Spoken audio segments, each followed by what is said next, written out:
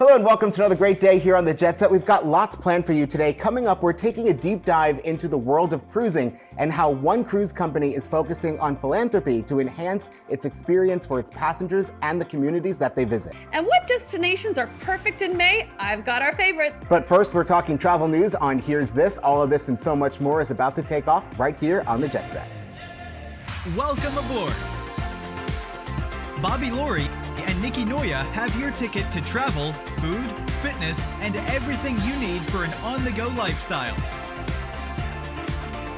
Grab your boarding pass. It's time to jet set. It's time to grab a shovel because we're digging into travel topics on Here's This. Storied Love Field in Dallas will be among the first airports in the nation to utilize new technology designed to reduce close calls. The announcement comes on the heels of a near miss at Reagan National Airport in Washington, D.C. Now, the breakthrough technology will be used for airplanes taking off and landing, and it's a safety initiative being introduced by the Federal Aviation Administration. In fact, one of the airplanes involved in the close call at Reagan National Airport was preparing to land while the other was taxiing to take off. It was a case of human error, as one of the air traffic controllers could be heard on audio giving the go-ahead to an airplane that was set to depart, and another could be heard giving permission for a plane to land. Ooh. Now, the two jets were said to be seconds away from colliding. Nobody was hurt, and airport operations were not greatly impacted by this situation. This is crazy. And I always wonder, how actually many times this happens, and also, how do they even do any of this in the first place? I know. Now, we've been hearing a lot more about close calls recently, and in fact, there's been a lot of when airplanes are pushing back or taxiing into the gate, they've been clipping each other's wings or the tails or something like that too. It just seems to be they always say things happen in threes. This is happening in 30s because we've gotten a lot of them. Yeah. But hopefully this technology will help alleviate some of this. I mean, we were just somewhere, and it was every 15 seconds a plane was landing. And if even one plane wasn't doing what they were supposed to do as soon as they landed, I don't know how everyone else in line, because you could see them coming in line. I mean, it's such a carefully calculated orchestra, but I don't know how they do it. I don't know, I get nervous. Now, here's a quote too. Quote, "If people do not appreciate the seriousness of the safety situation we're in today, then something tragic is going to happen," said Dan Stratman, a retired airline pilot and author of the aviation thriller Mayday.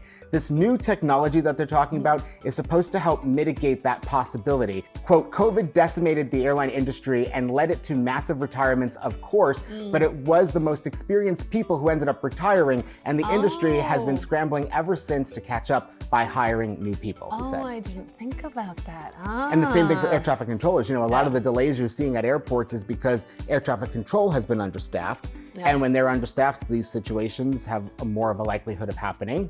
So hopefully that technology can help alleviate the staffing issue. We'll see. Oh, okay. What else do we have going on Just wear your here? seatbelt, Nikki. Yeah. That's all. Just keep your seatbelt fastened. When you get in your car here, wear your seatbelt. Well, when you're at home, I'll get you a seatbelt. Just wear a seatbelt. You probably should. You probably should. Yeah. San Francisco files lawsuit over name change of the airport. Okay, have you heard this story? I have heard this story. We just talked about it. Okay, Oakland International Airport is renaming themselves San Francisco Bay Oakland International Airport, which attorneys say is a false designation of origin. Because the San Francisco International Airport is saying people are gonna get confused because now you're calling yourself San Francisco Bay. Now, the Oakland City already went in and approved this change. So the airport's officially, their name has been changed. So now to the Oakland San Francisco Bay International Airport. Okay. So now when you go to fly to San Francisco, which airport do you choose? SFO says it's trademarked and you can't use the San Francisco name, even though Oakland is just across the bay. So who owns the name San Francisco? Well, I have a question. Why?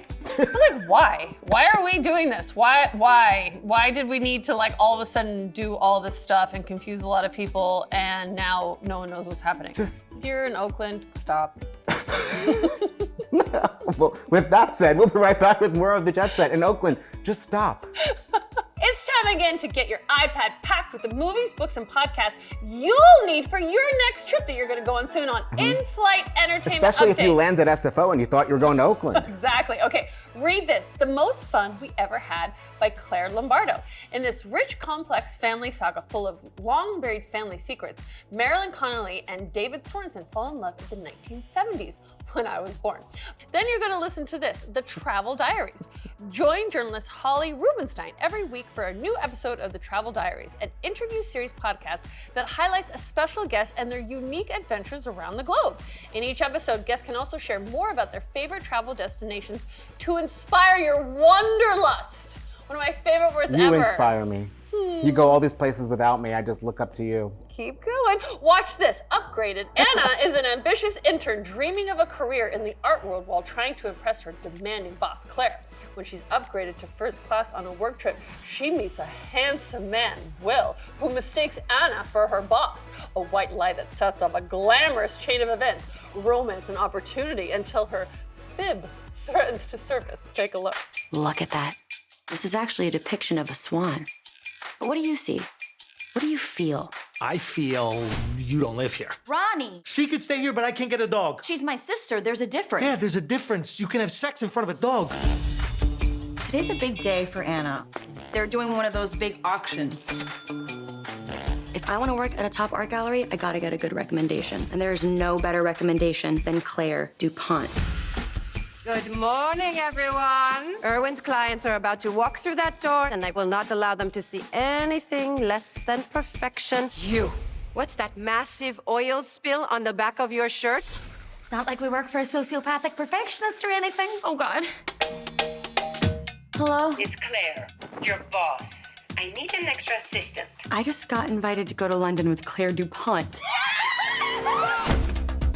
You're not on this flight. I put you on one that leaves in 4 hours. An economy.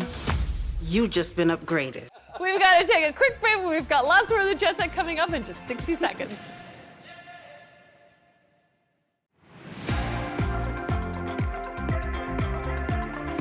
Okay, it's no secret that we enjoy cruises here on the Jet Set. So Oh, yes. today, we're taking a look at some of the more unusual ways people cruise. From a year at sea to ocean crossings, let's dive into non-traditional cruise experiences. Oh, this is new. Let's get into it. And Okay. over the past, let's say, year, we've done a lot of cruises. We have, well, no one has done as much as you, my friend. A lot. All right, let's start with number one that we haven't done. World cruises. Embark on an epic journey around the globe, spanning multiple continents and oceans. World cruises typically last several months and offer unparalleled opportunities to explore diverse cultures, landscapes, and destinations. Now, the Viking World Voyage is 163 days, visits 29 countries, and includes 78 guided tours along your trip. I'm doing this one day. I would love to do that one day. I am okay, maybe we should do it together. Maybe. Can you live in a room with me for 163 days? I'm sorry, what? That's what I thought. Let's move on. But we are going to do that. Okay.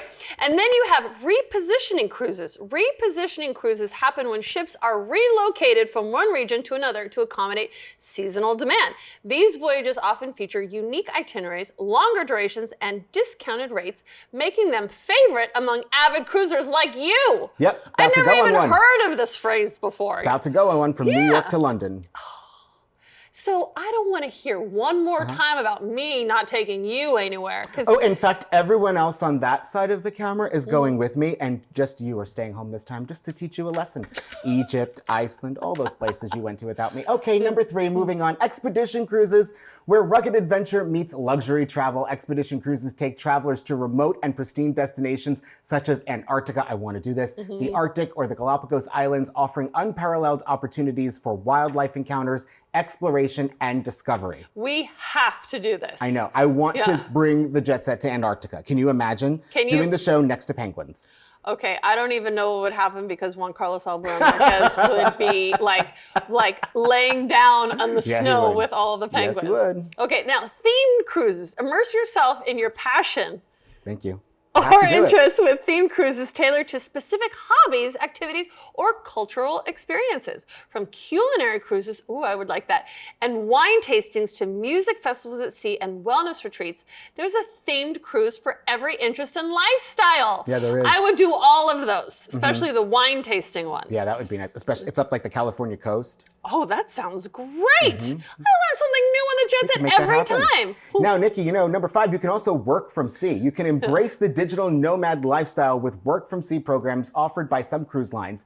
These initiatives provide travelers with high-speed internet access, dedicated workspaces, and amenities designed for remote work, allowing them to combine productivity with leisure as they sail to exotic destinations. And one of those cruise lines is Virgin Voyages. They're giving you a month pass to go work remotely from the Mediterranean. Yeah, well, I mean, you get actually the most work done on a cruise because it's like the only time where we can actually like be in one place. It's true, it's true. Now, all of these non-traditional cruise experiences showcase the diversity and innovation within the cruising industry, offering something for every type of traveler, from thrill seekers to digital nomads and cultural enthusiasts. Today, we're talking to Konstantin Venetopoulos, brand director at Variety Cruises. The Variety Cruise mission is to provide life-enriching experiences at sea, going deeper into the destinations that they visit while leaving a minimal or positive impact behind. After a hiatus due to COVID, Variety Cruises brought back its West Africa itineraries last December, celebrating a monumental occasion, the inauguration of the Rose Museum in Lemon-Koto, the Gambia. This museum, adjacent to the Lemon-Koto School, established by Variety Cruises in 2011. Can you guys share more about Variety Cruises' philanthropic arm, Variety Cares? Okay, so Variety Cruises, we are a family-owned business with kind of expedition, soft adventure cruises. Variety Cares is our foundation, which is kind of like an organic continuation of what we stand as a cruise line as well. Our small boats visit really unique locations, and being that our guests are really driven by authenticity and local economy, supporting local economies, and really understanding the destinations they visit, we really dive deeper and connect with the communities we visit. What inspired the cruise line to establish a museum? When we first visited the location, because the Gambia is not really driven by tourism, and our ship is able to go into the river, into towns and villages, which actually some of them do not even have electricity or access to clean water. And there is a big division between being on a yacht and being in a community like that. So we were really concerned about the footprint that we'd leave behind and how the communities we visit and our guests connect. So we were able to talk to the local governments, and they asked us to help them with the education system. So in Lemon-Koto, that is one of the most remote areas, we were asked to help support and build a small school there. So first, initially, that's how it started. Now, first of all, it's an amazing thing what you've done. You know, the inauguration of the Rose Museum coincides with the return of Variety Cruises' West Africa itineraries. How does the cruise line integrate philanthropy into the travel experience for the passengers? It's a combined thing, really, because all of our programs are driven by local communities, visiting the archaeological sites, connecting with things that are important to the places we visit, the local economy, the local education. So it's all intertwined. And West Africa is one good example of that. But wherever we go, it's always an integral part of how we visit the destination. That's fantastic. Konstantin, where can we go for more information? For the cruises, you can visit Variety Cruises, and there is the Explorers Club page. So that talks about our mission. So that is a place to look up. So thank you for being here. We've got to take another short break, but don't go anywhere. We've still got lots more of the Jet Set to come. We'll be right back.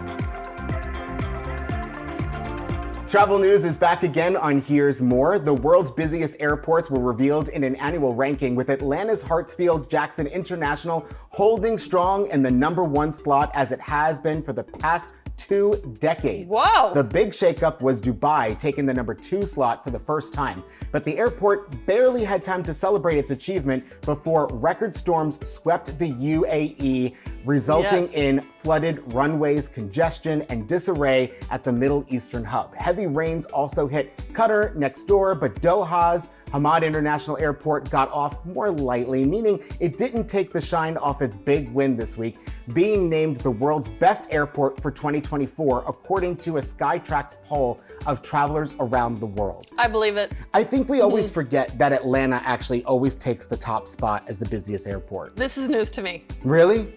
For sure. What did you think was the number 1 airport? Chicago? See, I would always think like Chicago, JFK, or LAX, but it's always Atlanta. Where were we just literally 3 days ago? I can't even remember. And it was packed. Miami. It was so crowded. It's so crowded, Yeah. but you know, Miami's also special because that's where some of the more interesting passengers come about. Oh man, we could have filmed a whole show just in like one little section of chaos that was happening at the United counter. But no, actually this is news to me. Really? Yeah. Well, do you figure it's a huge hub for Delta? Southwest has a huge hub there as well, and all the international airlines have their own flights. Yeah, So and it's kind of a good location. as long as they don't get a storm. When they get a storm over that airport, Yeah. you're in trouble. Everyone's in trouble. Okay, tourist hotspots are feeling the heat. Amsterdam has taken the drastic step of banning new hotels in a bid to hold back the rising tide of over-tourism in the much-visited Netherlands capital. Now, it's been actively working to discourage party seekers who flock to the city for sex and drugs. Locals in the Canary Islands, a Spanish archipelago, I never say that right either, that sits off the coast of Africa, called for a hunger strike to protest the excessive tourism that they say is pricing them out. In the past decade, tourist numbers have shot up by nearly 5 million a year. Wow. Why? Because of people like you. I want to go there, I want to go there, I want to go there. Everyone needs to go there. Is it really my fault? But actually, I have Nikki at thejetset.com. I know, I do have a friend in Amsterdam, and he was like, it's actually having a reverse effect, and more people are going to Amsterdam. Because they're trying to be like, no, please don't come, like, we're good. And everyone's like, oh, really? Let's see what they're trying to hide from us. And then everyone's going to Amsterdam. I have the inside scoop. I don't know I what like you're just letting doing. you go.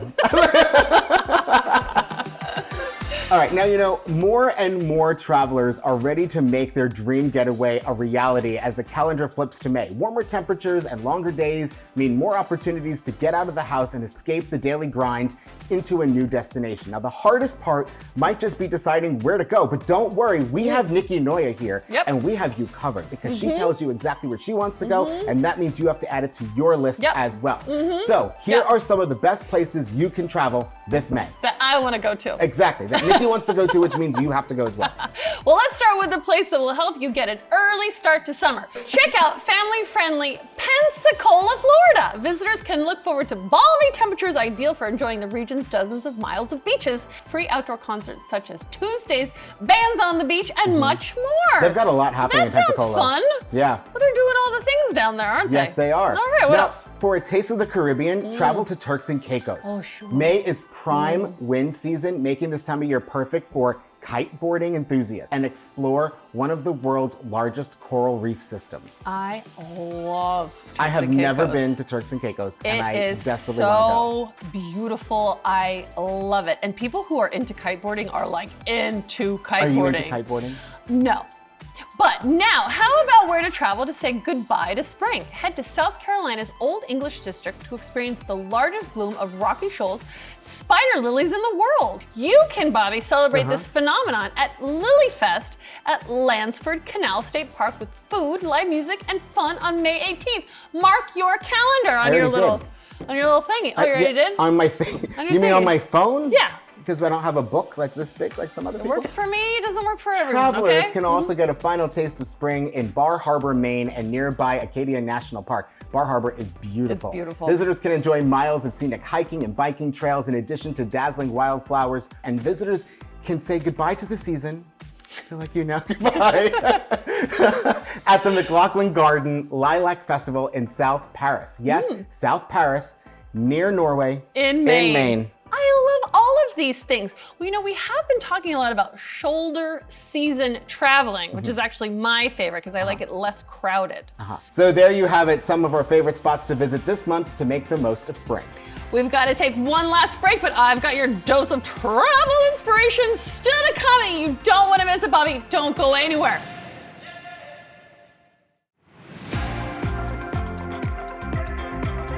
Okay, everybody, it's time again for your daily dose of travel inspiration on the go, where today we're sending you to experience the Greek island glow itinerary on Virgin Voyages. Yep. You know, we were just on a Virgin Voyages. It's coming up soon. And we are into all of this stuff. We just love it. Okay, you're gonna set sail to Athens with its bright blue skies, sand-fringed shores, and vibrant street art scene.